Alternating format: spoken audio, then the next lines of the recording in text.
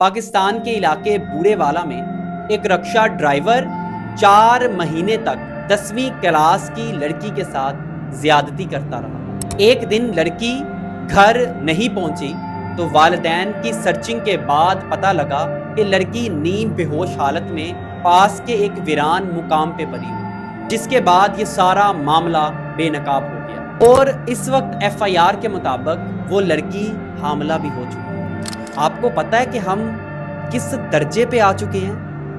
وہ کہتے ہیں نا، قیامت خود بتائے گی قیامت کیوں ضروری تھی۔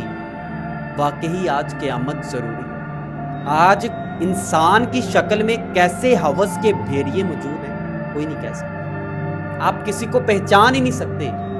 مرد عورت دونوں کے اندر آج بھیڑیے پائے جاتے ہیں، جسم کی ہوس پائی جاتی ہے۔ صرف ایک موقع، نہ بہن دیکھتے ہیں، نہ بیٹی دیکھتے ہیں، نہ بوڑھی دیکھتے ہیں، نہ بچی دیکھتے ہیں۔ آج کسی کو کسی میں اپنی ماں بہن نظر ہی نہیں آتی۔ آج بچیوں کی تعلیم، اسکول، کالج، یونیورسٹی، یہ خالی فائنینشلی طور پہ مشکل نہیں ہو گیا، یہ عزتوں کے حساب سے بھی بڑا مشکل ہو گیا یار۔ عزتیں محفوظ کرنا بڑا مشکل ہو گیا۔ خدارا اپنی بچیوں پہ نظر رکھیں، ایسے درندوں سے انہیں محفوظ رکھیں۔